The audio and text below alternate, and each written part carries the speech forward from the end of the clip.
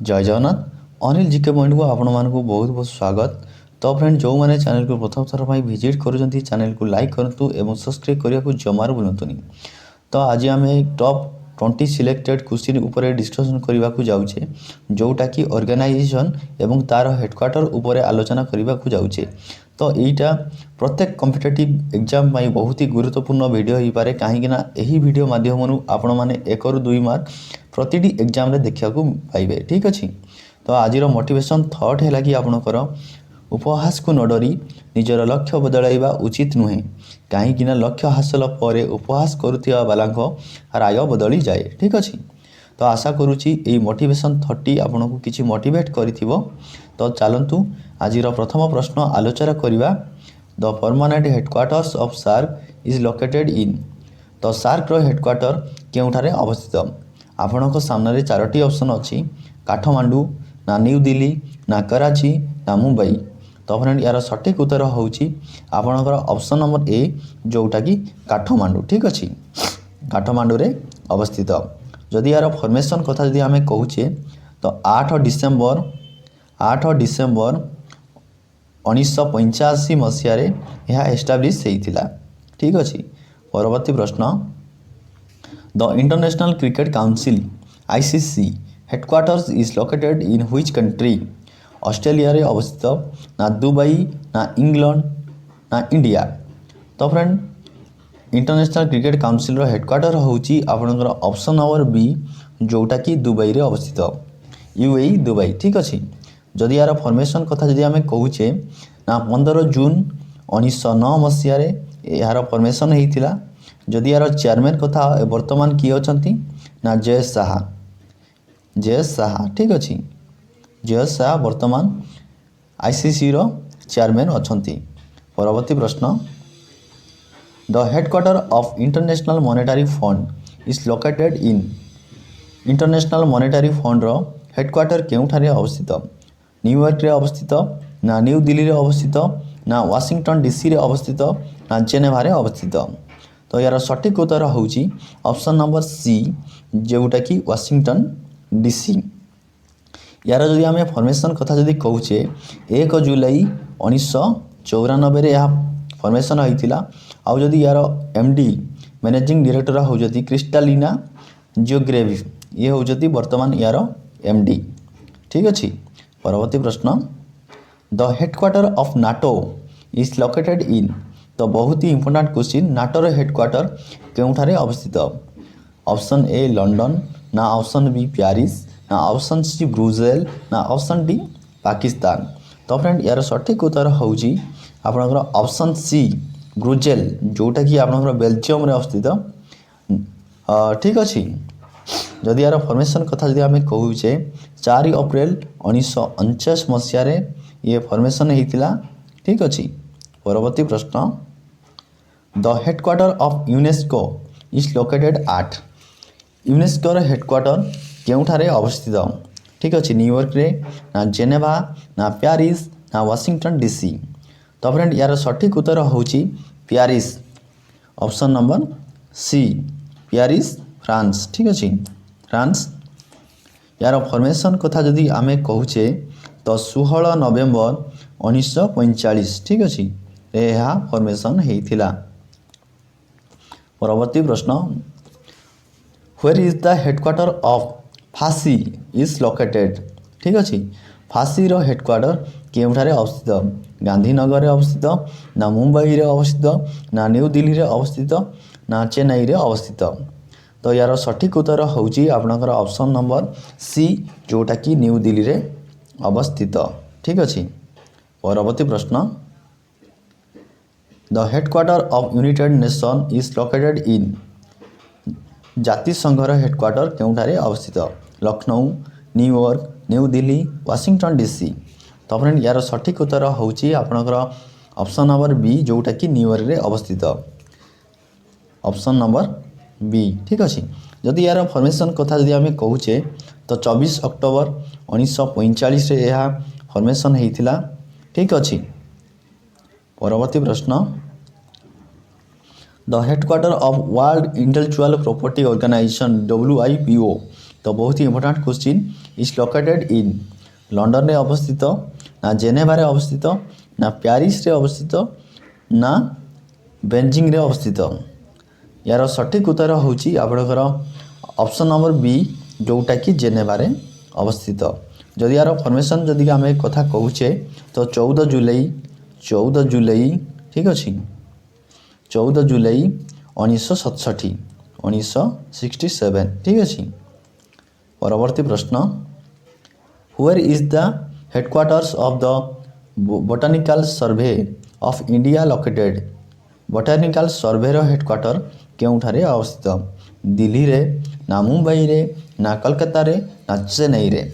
तो फ्रेंड यार सठिक उत्तर होची ऑप्शन नंबर सी जोटा कि कलकत्ता रे अवस्थित वेस्ट बेंगल कलकत्ता ठीक अच्छे। फॉर्मेशन कथा जदि आम कहूचे तो 13 फेब्रुआरी 1990 ठीक अच्छे।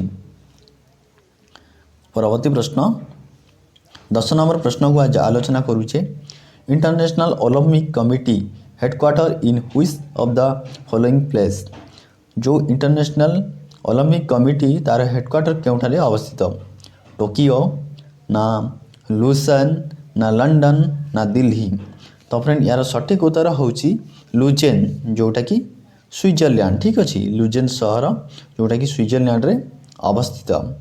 जदि यार फॉर्मेशन कथा जदि आम कहते तो 13 जून ठीक अच्छे 23 जून रे फॉर्मेशन होता ठीक अच्छे।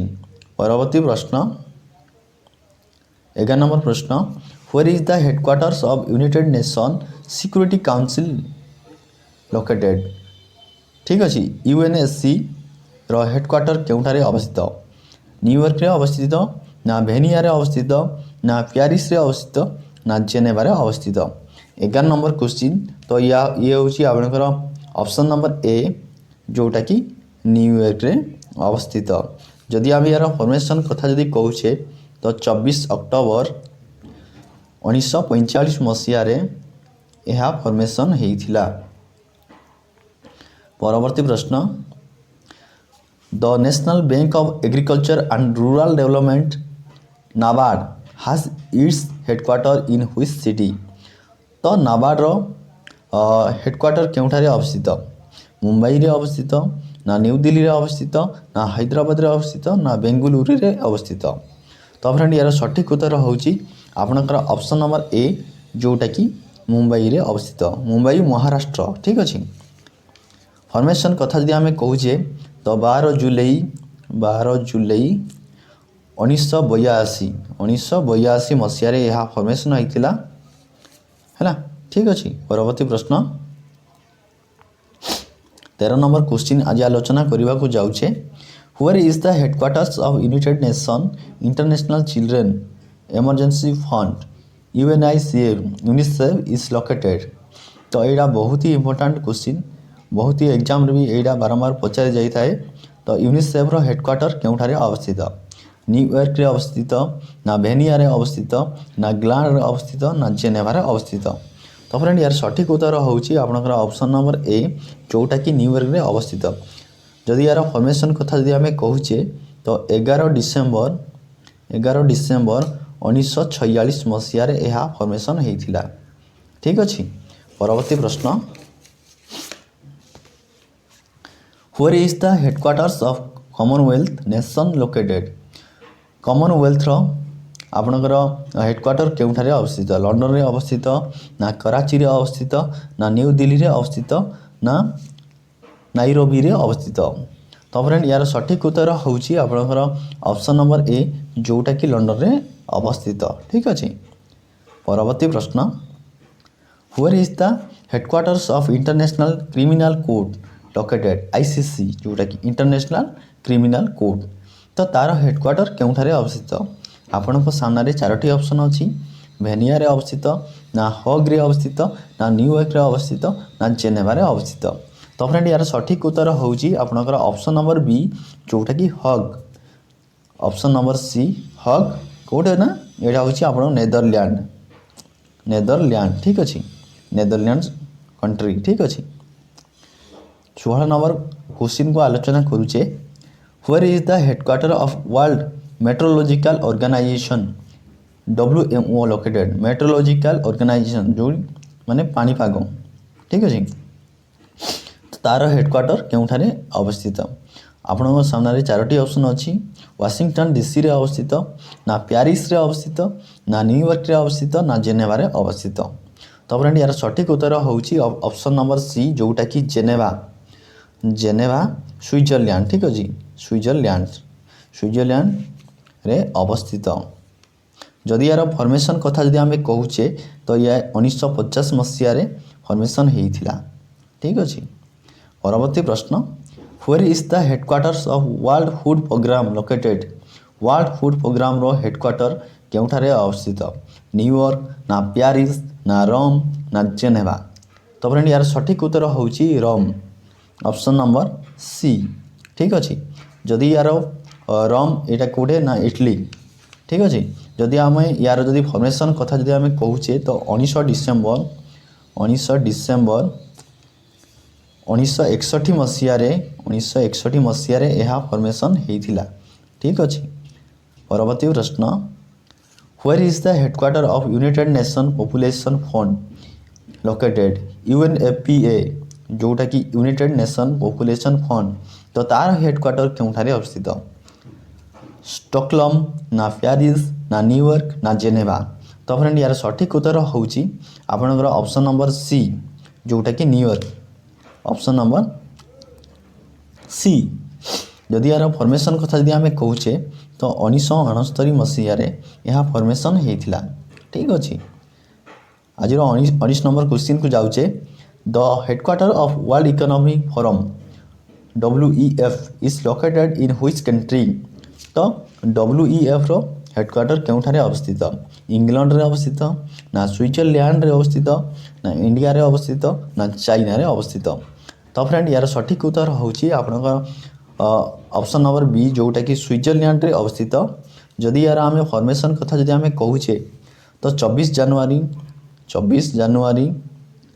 1971 मसीह यह फॉर्मेशन होता ठीक अच्छे आज शेष प्रश्न where is the headquarter of BIMSTEC situated तो बिमस्टेक रो हेडक्वार्टर केउठारे अवस्थित तो यार तो मु आंसर कहीदेवी किंतु जो माने भी वीडियोटी देखुचंती तो बिमस्टेक रो केउ कंट्री बिमस्टेक रे रिलेटेड अछंती तो ताहार मते कमेंट सेक्शन में आपण माने निहाती जणांतु तो यार सठिक उत्तर कौन हो ना आपण सामने चारोटी ऑप्शन अच्छी तो काठमांडू रे अवस्थित ना न्यू दिल्ली रे अवस्थित ना ढाका रे अवस्थित ना थिम्पू रे अवस्थित तो फ्रेंड यार सठिक उत्तर होउची ऑप्शन नंबर सी जोटा कि ढाका ढाका कोठे ना बांग्लादेश रे ढाका शहर रे यार हेडक्वार्टर अवस्थित तो यार जदि आम फॉर्मेशन कथा जदि आम कहूचे तो 6 जून 1997 रे यह फॉर्मेशन होता तो फ्रेंड आशा करुँची यही वीडियोटी आपनों ପାଇଁ किसी हेल्पफुल होते पारे जदि आपको यही वीडियोटी किसी हेल्पफुल होता है तो चैनल को सब्सक्राइब करने को जमार भूलें। Thank you so much. जय जगन्नाथ।